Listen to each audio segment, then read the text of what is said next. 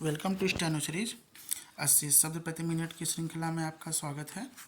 डिटेशन पाने के लिए चैनल को सब्सक्राइब करिए।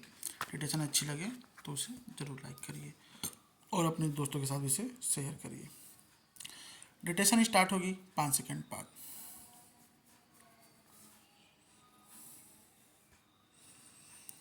Ready start. ब्रिटिश सरकार की ओर से अमेरिका को ब्रिटेन में स्थित सैन्य ठिकानों का इस्तेमाल करने की अनुमति पर ईरान ने तीखी प्रतिक्रिया व्यक्त की है।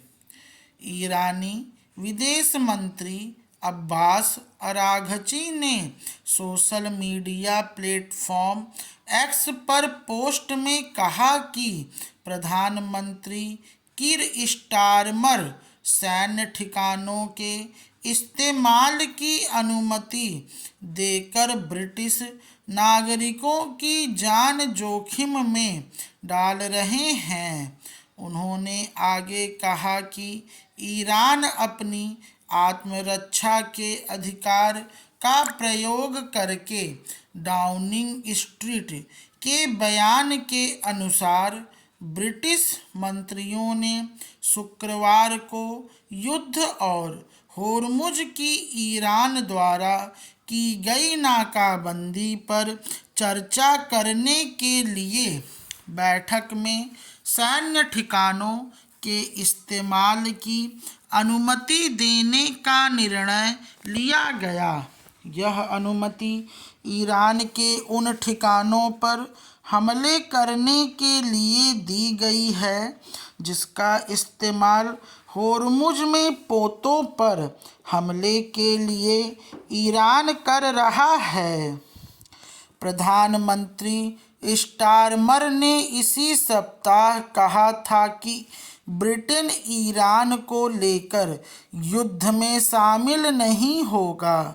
उन्होंने शुरुआत में इन हमलों के लिए ब्रिटिश ठिकानों के इस्तेमाल के अमेरिकी अनुरोध को यह कहते हुए खारिज कर दिया था कि उन्हें इस बात से संतुष्ट होना जरूरी है कि कोई भी सैन्य कार्रवाई कानूनी रूप से सही है।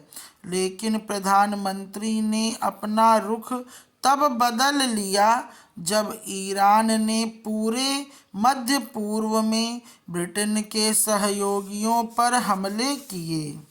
राष्ट्रपति डोनाल्ड ट्रंप ने संघर्ष शुरू होने के बाद से स्टारमर पर बार बार हमले किए और शिकायत की है कि वे पर्याप्त कदम नहीं उठा रहे हैं। सोमवार को ट्रंप ने कहा कि कुछ देशों ने मुझे बहुत निराश किया है।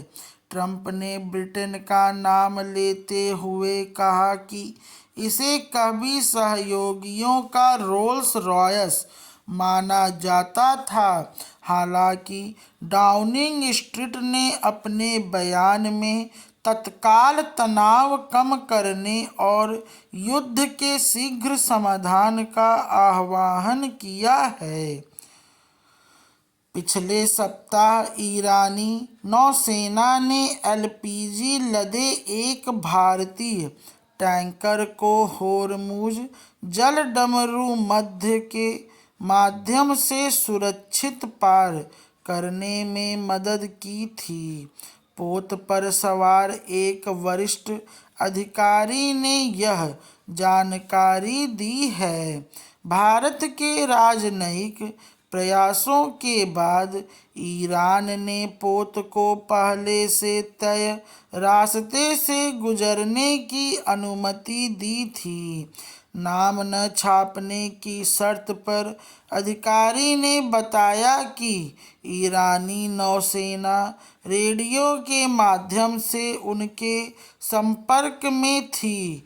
ईरानियों ने जहाज का झंडा मूल स्थान गंतव्य बंदरगाह और चालक दल की राष्ट्रीयता जो सभी भारतीय थे जैसे विवरण लिए और उन्हें आगे जाने का निर्देश दिया। पिछले हफ्ते दो पोत होर्मुज से गुजरकर भारत पहुंचे थे। ईओएस रिस्क ग्रुप में सलाहकार विभाग के प्रमुख मार्टिन कैली ने कहा कि ऐसा लगता है कि तेहरान अब इस जल डमरू मध्य के माध्यम से अपना खुद का ट्रैफिक कंट्रोल सिस्टम लागू करने की कोशिश कर रहा है। वह केवल मित्र देशों के पोतों को सुरक्षित रास्ता दे रहा है जबकि अन्य देशों के पोतों पर हमले का खतरा बना हुआ है।